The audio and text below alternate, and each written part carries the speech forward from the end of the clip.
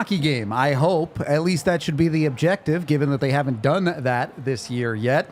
We're going to talk about how they can do that on today's pregame show. Let's start the show.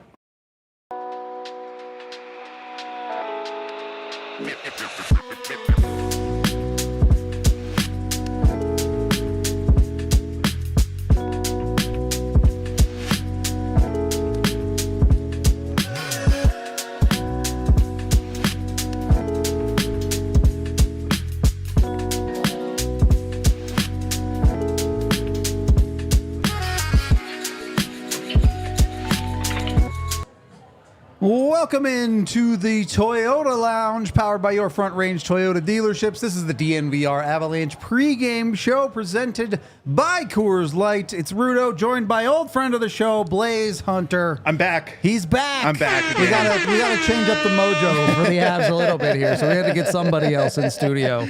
Something gonna change. Right now, expected lineup is the same as last game. There might be a couple of minor changes, maybe a different defenseman, but it sounds like Miles Wood is okay and good to go. So not too many. Semi-okay from what you hear? Hockey okay. He's hockey okay. Hockey okay, I like it. For sure. So not too many changes to the lineup. It is Georgiev starting in net again. Honestly, Blaze, I would just want to open with your thoughts on the start of the season. You're the guy who doesn't tend to panic too much about the Avs, but it's been a little rough. It's been very rough. And it's weird watching it because it's changed. Like, the first game, it felt like it was kind of on Georgiev and the defense going out there and not performing where they should be. After that, it was just kind of a whole team, like, stink up the ice type of episode out there. Yep. And since then, it feels very off. And, yeah, it sucks when you start the season 0-4. But I don't think there's room to panic quite yet. Let me ask you this. How many losses until the panic sets in? I mean, after tonight? 0-5 is enough, depending on what it looks like, I'm sure. But yeah. Depending on what it looks like. But, yeah, I mean, you've got to start kind of changing it around, right? Like, I don't think tonight is a must-win game. Like, I don't think your season's over with it. But it definitely is going to hurt in the locker room. Doesn't get any easier, yeah. Yeah, just from a morale perspective, it's awful right now, right? Like, I'm sure it's not the happiest place to be in that locker room right now. I wouldn't want to be in there until they win a game. I'll tell you that much. Probably gets a lot better after a W, but yeah, right now. I mean, the thing that you have to look at, I mean, the way that I look at it is like the perspective of what's going on. Like, you're still dealing with a lot of injuries that are going on. Your whole second line is gone. And in that second line, you have most of your best forward defensive players out there, right? Yep. You're missing Nuke, which is huge on the defensive side. Good point. You're missing Landy, who's been gone for years now, but still another defensive player. And then, I mean, who else are you missing on that second line? Pick a name. Drouin, if you want. Put him there. Leckinen. One of those two is playing on your second line, yeah. And those guys generate offense from their defense. Yeah, it's true. And missing that second line, it hurts. I mean, and then one of your top defensemen. Yeah, with Taves out in the immediate, life has not been made any easier for Colorado. It's struggle the whole time you're watching the Avs right now, and it doesn't feel like it should be. It's interesting, right? And we'll get to this in a little bit because there are parts of the game like their power play that have been very good. Yeah, last game especially. Is there some magic that they can use to get a little bit more out of maybe their secondary guys? Because, look, McKinnon, Rantanen, Makar, at least offensively, they're doing what they need to do. Absolutely. How do you get an extra goal from your third line, whoever is on that line on any given night? Can you reasonably expect more offensively out of them, or is this really just don't lose us the game and the Stars have to do it? I mean, I think it's a little bit of both for the third and fourth line, right? Like, obviously, you're out there. Your job is to make sure that the other team's not scoring. You have to be super sound in your own zone. Yep. That's not happening right now. There's a lot of mistakes. There's a lot of people that don't know where they should be, not covering people, and gaps are showing up in the defensive zone. If you can clean that up and just get a puck cleared out and maybe, get chances in the offensive zone, great. But, like, those third and fourth lines have to be taking care of the defensive zone right now. I hate that we have to talk about this every game. Are you looking more at that, the defensive zone coverage, or are you looking more at the goaltending? I mean, I'm looking at both right now. Like, there's been good and bad with Georgiev, and the bad just sticks out so much. And I think for Avs fans, too, it's like it just feels like a repeat of last year, and it feels like something had to be, done about it. Georgiev had a pretty good playoff run after those first few shaky games. Yes and no. Yes and no, but it's the same thing that's happening, right? I agree with that. The defense in front of him was porous. Yeah, but it's the same thing. It's those soft goals that are low-danger goals that are going in that are killing the Avs right now. And it's like, and it's the times that it happens, too. Yep. It reminds me of Varley in the very first part of the third period of old Avs hockey. You knew that when it was close. Backbreaker goal is coming. This goal would just go in that would, separate the other team by 2 goals. Or, just to the point where it's like there's panic in everybody's game now. Yep. That's tough. hard to solve. Tough. Well, Jared Bednar is the guy trying to solve it. He talked a little bit about his lines at Morning Skate today, so let's see what Coach had to say about this one.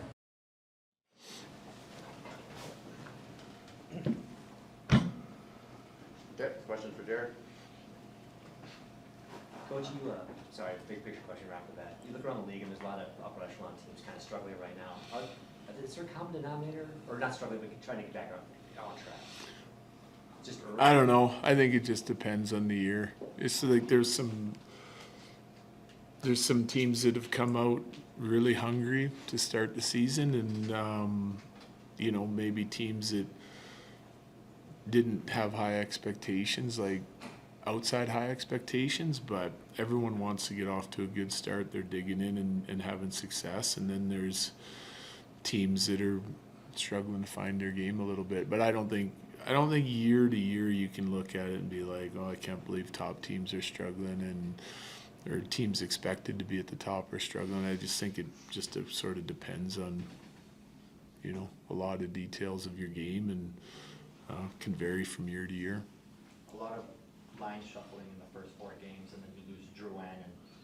But it seemed like last game when you guys started to take over, it was Colton with McKinnon and Rantanen, and Casey was playing, I think it was with Kovalenko and O'Connor. Do you kind of finally feel like you have something you can roll with here? Yeah, that's what we're going to start with tonight for sure, and hopefully keep it. I like both those lines. I mentioned the other game or the other night.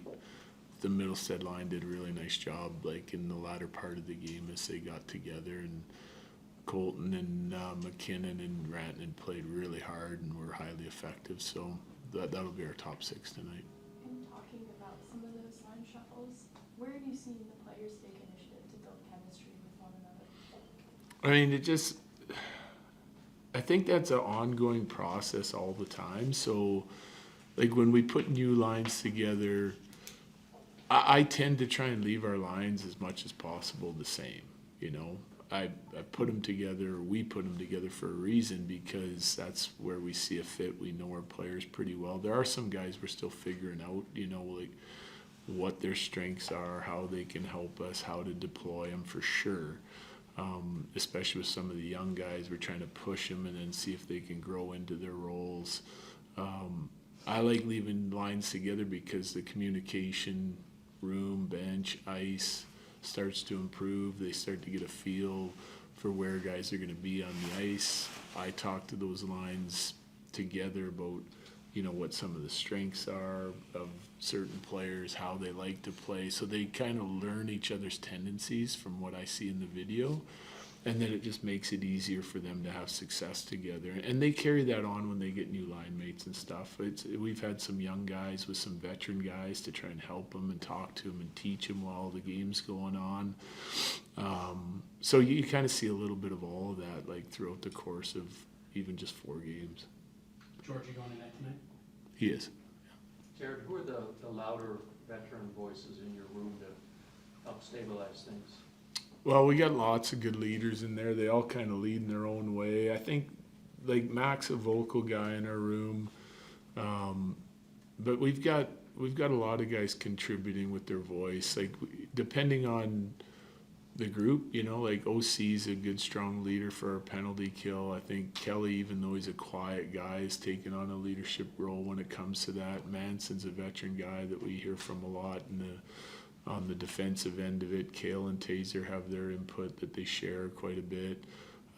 It's kind of spread out, like depending on power play has its leaders and they like to talk and converse about things. Penalty kill does, and then, you know, like I mentioned, just even lines holding court. It's kind of why I wanted some of the veteran guys with the young guys to be able to help them along here a little bit. Jared Greg Cronin has talked a lot about dealing with younger players, and there's nothing that replicates reps. Yeah. But not getting too down on them, because it's a fine line between building that experience and losing confidence. How Right. fine a line is that as a coach? It's a fine line, I think, depending on your team and the way your team's playing. Like, I think you want to, like, there's an element of patience with it, right? For sure. Like, setting realistic expectations and understanding the age of a player, the experience of a player, the talent level of a player. You want them to play instinctual hockey. You want them to make plays and be somewhat free out there instead of being just a robot, because that's where you're going to see their best.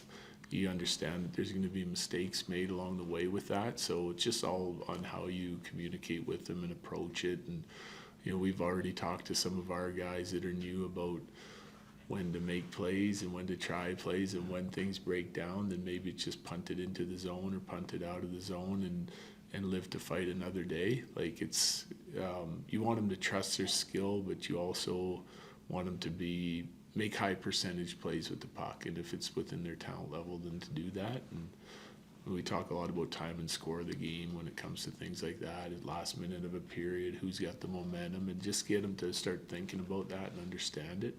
You know, it's some of the things we've talked to Richie and Kovalenko about, because it's important. They have skill, they have the ability to make plays. You want them to do that. There's a responsibility on the defensive side of it, but if you kind of have realistic expectations of where some of those guys are, it's easier to coach them. Good.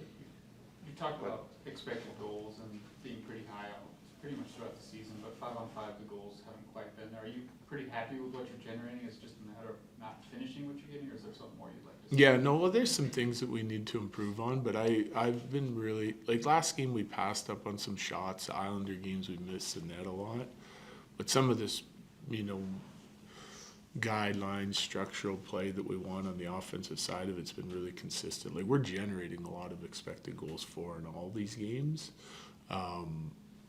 So I don't have any concerns on that. We haven't hardly even worked on it because we've been focusing on the defensive side of it. The offense is there. Yeah. Thanks, Jared. Yep, thanks. So, on the one hand, Bednar saying he's happy with some of his line combinations. On the other hand, I don't know if there were the same lines for 2 shifts in a row all of last game. So, That's not very exactly true. sure what the lines are. But, hey, if Bednar thinks he can make something work with them, great. I would love to see a bit more effective play up and down the lineup, particularly 5-on-5, which I do want to get to, but we do have another video for you here. He might not be in town, but he still has his 3 keys for us to dive into and hopefully get the Avs a win. 3 keys tonight. Tonight, Game 5 versus the Anaheim Ducks. I don't want to call it a must-win, but I'm going to call it must-need win. How's that? Must-need win, not a must-win. But we're getting close to that. Hey, listen, do everything needed. Assignments, discipline, turn a cheek. It doesn't matter what you do, you come out on top tonight. You come out on top with the 2 points. You got to do everything needed for that to happen. Number 2, 5-on-5 production. We've talked about it last post game. A lot more production needs to be done 5-on-5. What do I mean by that? Win the 5-on-5 battle tonight. So outscore them at 5-on-5. Play below the goal line. It's not always just on the rush. Go play. Go be creative below the goal line. What does that do? Makes their Ds, their defensemen, Anaheim defensemen, turn their feet, and they're facing south and not north. It's easy to defend when you're always facing north. When you have to turn and put your back to the play and face your skates south towards your own goalie, that's when breakdowns happen. So let's force Anaheim to do that tonight Happens a lot at 5-on-5, obviously. Number 3, stay within the moment. No here we go again moment tonight. Just stay in the moment. Every shift, every battle, every stride you take, it's important that you stay with them. There's a core group there that's been there a long time, championship mentality. If you're new, I'm talking about rookies, follow the lead of those guys. They've been around long enough. They know what to do. You do it all together, pack of wolves mentality. You're going to get out of that funk and never look back. You got to remember, this is the last game right now at home before that 3-game homestand. Therefore, let's at least give the fans and the team a must-needed W. So you have a winless Avs team here facing a Ducks team that, let's face it, expectations are they're not going to be very good this year. Started off good, though. Yeah, they've got a couple of wins. Things are looking up for them. How do you approach this game if you're the Avs? Do you even care about your opponent at all, or are you only looking at yourself at this point? I mean, right now, I think you're looking at yourself, right? Like, there's questions that have to be answered on every single line right now. I mean, your stars are producing in your power play. They're doing a great job. 5-on-5, they could be doing better, right? A lot better. A lot better. So the other thing that you brought up there, too, is being on the right side of the puck. Fair. Meaning that you're on the defensive side of the puck before anything else happens. Those are, like, they have to look at just those small details in their game. Because this team can win. Clearly. This team can win, but they've got to prove it to themselves first before they start worrying about schemes that other teams are running or anything like that. I do want to bring that up just because Greg Cronin is the head coach of the Anaheim Ducks, longtime minor league head coach here in the Avs system. Is there anything to that? Does he know some internal secrets or anything like that to the Avs systems, or is that all just fans making stuff up? I think that's fans making stuff up, right?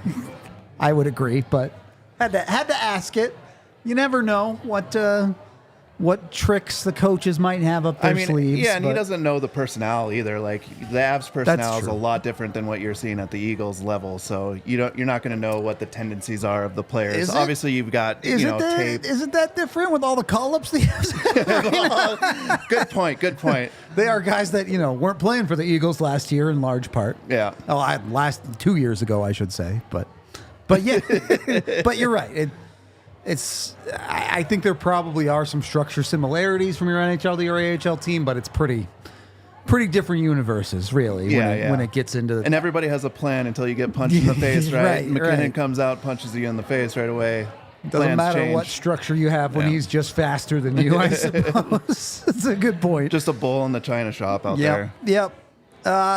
Look, that 5-on-5 play, yes, the Avs probably do need to be more offensively productive, but as you put, if you don't get scored on, you can't lose the game. Yep. So, however you feel about the goaltending, whether that's, hey, the defense hasn't been good enough, it needs to tighten up, or if you feel like the goaltending is more the problem, hey, your defense help them out a little bit more.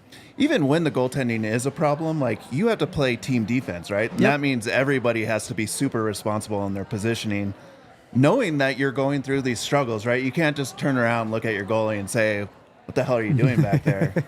I mean, everyone wants to say, like, it's always on the goalie, but it's team defense. Yeah. And that's not just your defensive core, that's your forwards as well. Absolutely. It's been interesting to watch, and some of that, you can see adjustments. New guys to the team, someone like Shillington has struggled to pick up the Avs systems pretty quickly.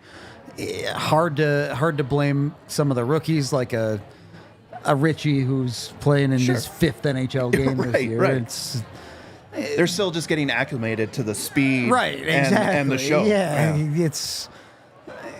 There's some expectations that some of those guys are going to be out of position at times, but I think especially when you look at the guys that you rely on night in and night out, you need a little bit more. I don't know if safety's the right word, responsibility from the Nathan McKinnons and Mikko Rantanens of the universe. Absolutely.